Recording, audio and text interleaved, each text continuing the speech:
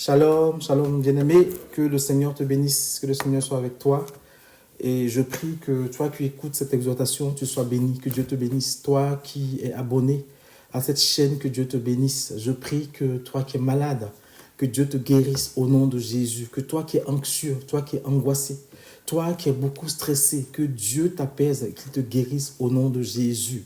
Toi qui vis une répétition permanente dans ta vie des situations, que Dieu te délivre. Mon frère, ma soeur, s'il y a une situation qui se répète souvent dans ta vie, si par exemple tous les 2 ans, tu as un problème de douleur au ventre et que tous les 2 ans, c'est à la même période, c'est que tu es victime de ce qu'on appelle une malédiction cyclique. Je prie que tu sois délivré de cette malédiction au nom puissant de Jésus à l'instant même où tu écoutes ce message. Toi qui vis une situation financière, c'est-à-dire que dans ta vie, les finances vont aller bien et subitement, au bout de 3 ans, 4 ans, tu reviens à la même situation et les mêmes problèmes se répètent. Toi aussi, tu vis une malédiction financière. Quelqu'un a dit que tu ne profiterais pas de ton argent. Quelqu'un a dit que tu auras toujours l'impression d'avancer, mais à un moment donné, il va tout bloquer. Tu vis aussi quelque chose qu'on appelle une malédiction cyclique, mais qui vise tes finances. Je prie que tu reçoives la délivrance au nom puissant de Jésus-Christ. Je m'adresse aussi à une sœur. Alléluia. Tu vis de fausses couches, les fausses couches en fausses couches. En fait, tu n'arrives pas à garder une grossesse. Ta grossesse évolue, ça avance et à un moment donné, ça se décroche et tu es obligé d'évacuer cela par des traitements. C'est une malédiction. C'est une malédiction. C'est une, comment dire ça, une mainmise sur ton enfantement. En fait, tes grossesses sont volées. En fait, les grossesses, c'est volé, mais ce n'est pas que tes enfants sont pris pour faire des sacrifices, c'est pris pour donner à quelqu'un. Amen. Je prie que tu sois libéré au nom de Jésus et que la prochaine fois que tu vas tomber enceinte, que cette grossesse-là puisse s'accrocher au nom de Jésus. Femme de Dieu, quand tu apprendras que tu es enceinte avec ton mari tous les soirs, imposez les mains à ton ventre, imposez les mains à ton ventre, appelez la vie de Dieu dans ce fœtus, dans cet œuf, et qu'il grandisse, qu'il puisse tenir les 9 mois et qu'il naisse au nom de Jésus. Voilà, ne laisse plus quelqu'un d'autre prendre ta grossesse. Amen. Que Dieu te libère. Que Dieu te libère au nom puissant de Jésus-Christ de Nazareth. Je prie aussi pour quelqu'un qui a du mal à avancer tes entreprises. Tes entreprises n'avancent pas. Tes entreprises ne bougent pas. C'est comme si tu es dans le statu quo. Tu as commencé. Tes entreprises ont connu cette phase-là qu'on appelle la phase de lancement. Tu as connu une phase de lancement, une phase de croissance et depuis, c'est comme si ça n'avance plus. Au fait, ce que tu mets dans ton entreprise, c'est exactement ce que tu récupères. Tu n'arrives pas à te dégager de revenus parce que dans ton staff, il y a quelqu'un qui, dès le départ, s'est mis avec toi dans ton entreprise et c'est lui qui empêche cette entreprise d'évoluer. Je ne sais pas qui c'est, mais je veux juste t'exhorter à prier afin que tu dises au Seigneur, Père, que dans mon staff, tu fasses le tri, que ceux qui empêchent mon entreprise de prospérer, ceux qui bloquent les choses, que tu les écartes de ma vie au nom de Jésus. Tu vas voir qu'il y aura précisément 2 démissions, 2 personnes qui vont partir de ton staff et à partir de ce moment-là, ton entreprise va prendre son essor, ça va prendre son élan. Dieu a besoin qu'il parte. Ce n'est pas que Dieu ne peut pas débloquer la situation, mais s'il débloque la situation, eux, ils seront encore là pour te créer des problèmes, alors que tu as d'autres challenges que tu vas devoir gérer devant. Donc, Dieu veut te libérer d'abord de ça. Donc, je prie que ces 2 personnes-là, au moment venu, te donnent leur démission, mais immédiate, et qu'ils quittent l'entreprise. Et tu verras alors que l'entreprise va connaître un essor au nom puissant de Jésus. Amen, amen. Que Dieu te bénisse. Que Dieu vous bénisse, que vos projets aboutissent, que vos entreprises aboutissent. Amen. Que la faveur de Dieu soit votre partage au nom puissant de Jésus-Christ. Tu as l'impression que ta vie n'avance pas parce que tu as trop péché. Tu as l'impression que ta vie ne bouge pas parce que tu as trop péché. Laisse-moi te dire que l'Esprit de Dieu te dit que la grâce de Dieu est pour toi. La faveur de Dieu est ton partage. La miséricorde de Dieu est ton partage. Dieu n'est pas en train de te punir. Dieu n'es pas encore en train de te punir. C'est parce que tu as peur de t'engager, parce que tu as l'impression que Dieu t'en veut. Mais Dieu ne t'en veut pas. Il t'a mis des choses à cœur. Il t'a parlé en songe. Des serviteurs de Dieu t'ont confirmé le choix que tu dois faire. Mais tu hésites, tu doutes parce que tu as l'impression que tu vas encore échouer. Lance-toi, fais confiance à Dieu et tu verras la main de Dieu dans tes entreprises. La faveur de Dieu est ton partage au nom puissant de Jésus-Christ. Je veux parler à quelqu'un. Tu sens que tu as appelé à l'intercession.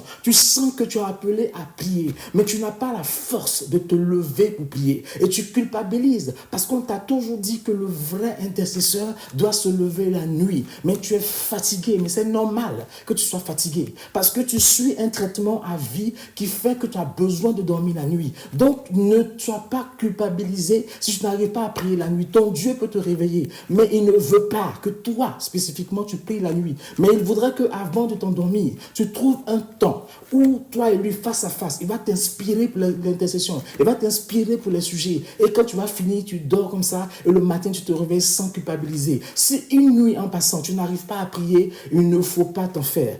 Ton Dieu comprend ta situation. Ton Dieu sait que tu as besoin parfois de te reposer. Il peut te guérir, mais il ne te guérit pas maintenant et il sait pourquoi. Mais quand tu peux, trouve le temps de parler à ton Dieu, trouve le temps de prier et ne culpabilise pas si tu n'arrives pas à te réveiller avant 6 heures du matin pour prier. Amen. Que Dieu vous bénisse. Que Dieu vous bénisse. Et que la faveur de Dieu soit votre partage. Vous qui êtes dans l'envoûtement, que l'esprit d'envoûtement vous lâche au nom de Jésus. Vous qui êtes sous l'emprise d'un esprit de sorcellerie, que l'esprit de sorcellerie vous lâche au nom de Jésus. Vous qui êtes sous l'emprise d'un esprit de détournement de destinée, que cet esprit vous lâche au nom de Jésus. Quelqu'un m'a demandé comment on peut être enfant de Dieu et puis tourner en rond. Et le Seigneur m'a fait penser au peuple d'Israël qui a dû tourner en rond pendant 40 ans. Quand Dieu permet que tu tournes en rond, en guillemets, c'est parce qu'il y a des choses qu'il veut enlever dans ta vie. Il y a des choses qu'il veut te faire comprendre dans ta vie. Il y a des choses qu'il veut te faire admettre dans ta vie. Il veut t'apprendre le combat. Il veut t'apprendre la résilience. Il veut t'apprendre la patience. Il veut t'apprendre à compter sur lui. Il veut t'apprendre à dépendre de lui. Il veut t'apprendre à vivre avec lui. Il veut t'apprendre à marcher avec lui. C'est pour cela que parfois, il te fait tourner en rond pour que tu percutes et que tu saisisses toutes ces choses-là. C'est alors que tu vas rentrer dans ton Canaan. Ton Dieu voit. Mais si tu as remarqué, tu as l'impression de tourner en rond, mais tu ne manques de rien. Tu as certes des combats, tu as certes des challenges, mais Dieu est toujours avec toi. Parce que malgré le fait que tu tournes en rond, tu apprends à compter sur lui. Continue d'apprendre à compter sur lui. Et tu verras que dans cette année-là, avant la fin 2025, les choses vont se débloquer parce que les choses que Dieu veut que tu acquières, tu es en train de les acquérir au nom puissant de Jésus-Christ de Nazareth. Prenez le temps aussi de confier vos enfants au Seigneur. Prenez le temps de confier vos enfants au Seigneur. Je m'adresse à quelques parents qui sont pratiquement en dépression à cause de leurs enfants. À cause de leurs enfants. Ils sont pratiquement en dépression à cause de leurs enfants. Ils écoutent toutes les émissions qui aident à éduquer leurs enfants, mais ils n'arrivent pas à s'en sortir. Mais parce que, au fait, le Seigneur te dit que tu ne comptes pas sur lui. Tu comptes sur toi, tu comptes sur les autres qui vont t'apprendre à éduquer tes enfants, mais tu n'es jamais venu devant lui pour lui demander, Seigneur, comment dois-je éduquer mes enfants? Et vous êtes quelques parents comme ça qui vous inquiétez. Comment vais-je éduquer mes enfants? Dieu te dit que pour chacun des enfants que tu as, l'éducation ne sera pas pareille. Parce que chaque enfant est une identité unique. Et ta relation avec chaque enfant est différente. Et la manière d'éduquer chaque enfant sera différente. Il aura une base commune, c'est vrai. Mais en fonction de la destinée qu'il a pour chacun, il aura une manière de faire qu'il attend de toi. Viens à ses pieds et présente-lui tes enfants. Dis, Seigneur, comment dois-je éduquer mes enfants? Il va t'aider à les éduquer. C'est une question que les chrétiens ne posent pas beaucoup à leurs enfants.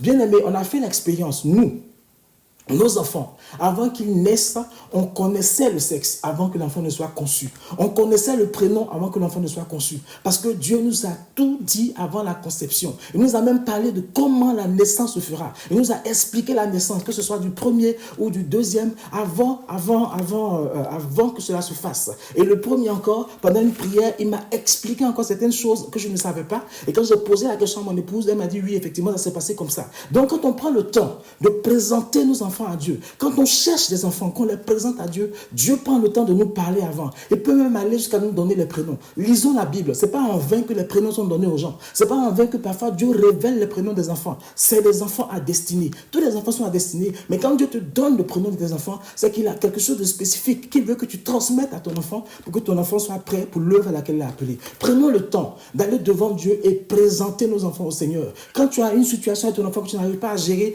présente cela au Seigneur. Bien aimé, il nous est arrivé, nous, de faire des expériences. Pendant qu'on dormait, le Seigneur nous a montré que ça fait quelques nuits que vos enfants prennent l'ordinateur en cachette, ils montent dans leur chambre pour regarder l'ordinateur.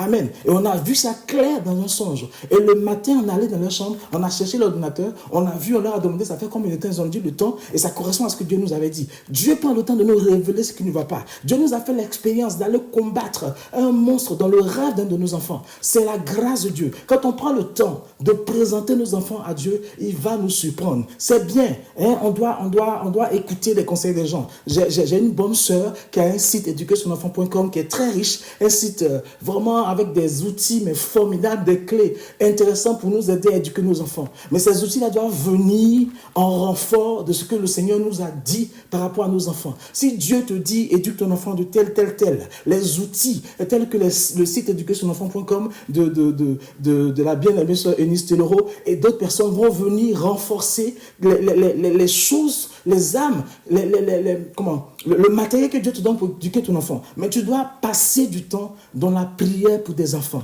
Arrête de déprimer. Lâche prise et fais confiance à Dieu pour la destinée de tes enfants. C'est lui qui te les a confiés. C'est lui qui va t'aider à les éduquer. Prenons le temps de présenter nos enfants au Seigneur. Amen, amen. Que Dieu vous bénisse. Que Dieu vous bénisse. Oui, cette exhortation, ce n'est pas vraiment une exhortation, mais c'était vraiment un petit temps de prière pour ta vie. Un petit temps de prière pour toi. Quelques petites paroles pour t'aider, pour te booster. Amen. Pour te booster. Amen. Tu es dans une dépression silencieuse. Au fait, tu déprimes, mais tu déprimes en silence. Parce que tu dis que personne ne va te comprendre. En fait, quand tu as échoué à ton bac, tout le monde t'a chargé. Tout le monde t'a vu travailler. On t'a vu pendant cette année-là tout lâcher. Tu n'allais même plus à l'église. Et tu poussais, tu travaillais. Pourtant, tu as échoué à ton bac. Et tes parents, ta famille, tes frères et sœurs t'ont chargé. Et tu n'as même pas envie de t'exprimer parce que personne ne veut te comprendre. Et tu es silencieuse et tu déprimes. Dieu te dit qu'il sait pourquoi tu n'as pas réussi ce bac-là. Il va prendre le temps, durant ces vacances-là, de t'expliquer les causes qui ont fait que tu as échoué à son bac. Mais fais-lui confiance, l'année prochaine, tu auras ton bac. Ne décide pas de lâcher les choses, de baisser les mains. Tu veux arrêter, tu as peur d'échouer, mais la parole de Dieu est pour toi. L'année prochaine, tu vas avoir ton bac. Je m'adresse à une sœur, tu vas avoir ton bac. Je m'adresse à une sœur, tu es la dernière d'une famille de 5 enfants. Et tous tes frères et sœurs ont des grands diplômes, ils ont réussi. Et toi, tu es né un peu tardivement, pratiquement dans la vieillesse de tes parents, et tu as eu 18 ans il n'y a pas longtemps, et tes frères comptaient vraiment sur toi, ils t'ont mis une telle pression, et pour leur montrer que tu allais réussir, tu as tout laissé et tu as travaillé, mais tu n'as pas eu. Mais Dieu te promet que l'année prochaine, tu auras le bac. Ne baisse pas les bras. Continue de travailler. C'est vrai qu'ils vont te charger. C'est vrai qu'ils vont continuer de te dire, voilà, tu n'as pas fait ci, tu n'as pas fait ça. Mais ne regarde pas à ça. Laisse Dieu t'apaiser. Laisse Dieu te détendre. Laisse Dieu te rassurer. Et si tu as quelqu'un autour de toi à qui tu as envie de parler, dont tu es sûr qu'il va te comprendre, appelle cette personne. Lâche-toi, libère-toi, exprime-toi. Ne garde pas cela en toi. Ça peut exploser à un moment donné où tu ne t'attends pas. Ne refoule pas ce que tu ressens. Parle à quelqu'un, dis ce que tu ressens, dis même ce que tu penses, dans tout le respect, mais dis-le. Et reviens au pied du Seigneur et laisse-le t'apprêter pour la rentrée prochaine. Ne désespère pas parce que ton nom est déjà sur la liste des bacheliers de l'année prochaine. Tu auras ton bac. Amen, amen. Que Dieu vous bénisse.